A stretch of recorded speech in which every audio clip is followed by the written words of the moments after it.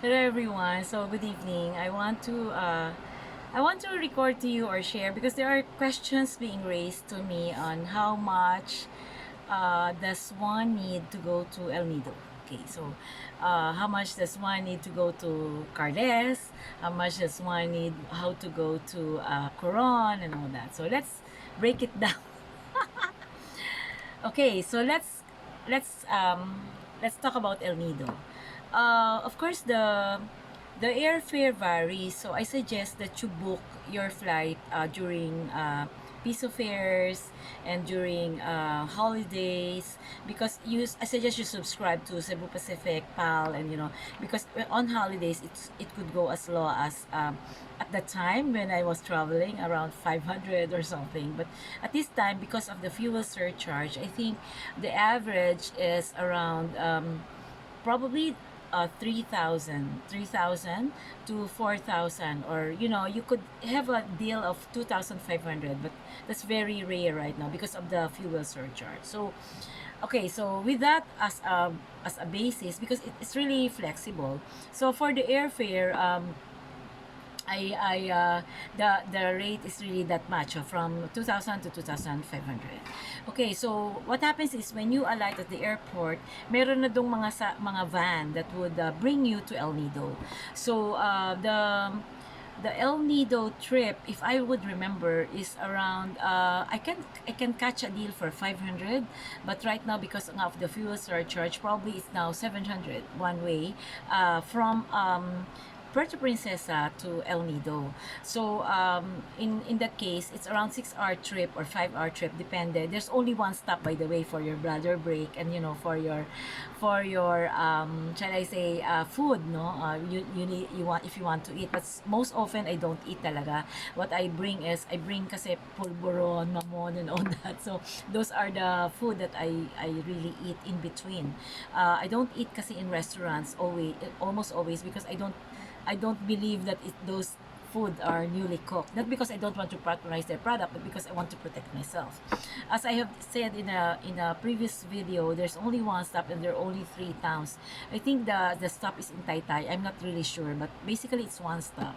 So and then after that, when you arrive at El Nido, you are not allowed to go to your destination or to your hotel directly. So rather, you stop at the terminal, and as such, you will pay the tricycle. The tricycle varies, but because of the fuel surcharge, probably it's now 30 pesos or something. Mura lang naman, kaya lang kasi nga mahal yung surcharge ng ano. So, yon 30 pesos or something, and then it will be, maliit lang yung town, so sobrang ano lang, tag dito, malapit lang siya, pero hindi pwedeng lakarin. So, in short, you'll be to your destination. So, that's basically the transpo going to El Nido, and then so you multiply it by 2 na lang when you come back. No? So, and then, for the tours, there are four tours, but the most popular ones are the Tour A and the Tour C.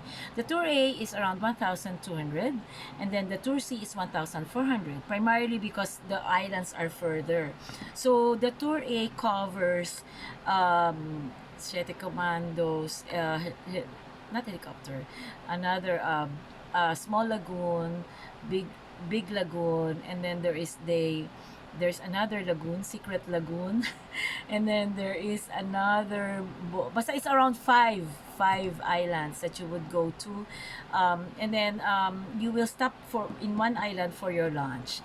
But in small lagoon or big lagoon, sometimes you may opt to, no, actually for small lagoon, sorry, you cannot enter without uh, riding a kayak, and kayak sometimes it's expensive. Sometimes I started off with 200, 250, siguro ngayon mga 300 to 400 na. So yon, medyo mahal yun.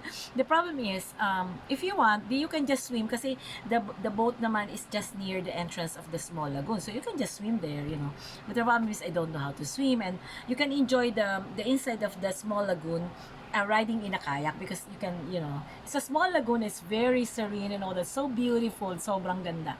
So yon, For the Big Lagoon naman, nung unang punta namin, naka-boat sa boat lang ako, but be ready with your OOTD kasi may doon pala yung pinakamagandang vantage point for the picture taking. Hindi ko alam. So yun, sometimes I ride a kayak as well kasi there are also caves. Maganda rin yung Big Lagoon pero is so malaki.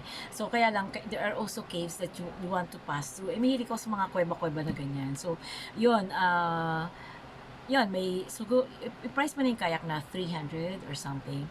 And then, yun lang. Wala na. Tapos yung ano mo naman, libre, etc. etc. No? There is one island in the Tour Sea that I want to go to, that I always ask to go to, which is the Minilok. Kasi private na daw siya, so hindi na pinupuntahan. Kaya lang, yun yung isa sa pinakakandang view. So, but you have to pay another 100. Okay lang, di ba? Ganun talaga, di ba? So, para makita mo yung ganda doon, kasi akit ka sa Taraw Cliff. Akit ka doon, kitang-kita mo ganyan, bluish water talaga. Yung water sa El Nido, grabe, ang ganda. So, yun.